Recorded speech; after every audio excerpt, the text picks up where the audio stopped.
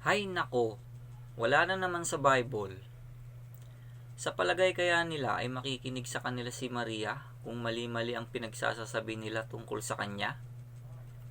Sa Bible, may mababasa na Holy Angels, Holy Prophets, Holy City, Holy Ground, Holy Ghost.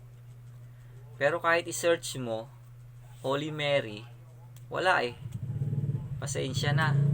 Tigilan nyo na yung wala sa Biblia. Baka sakaling tumino kayo.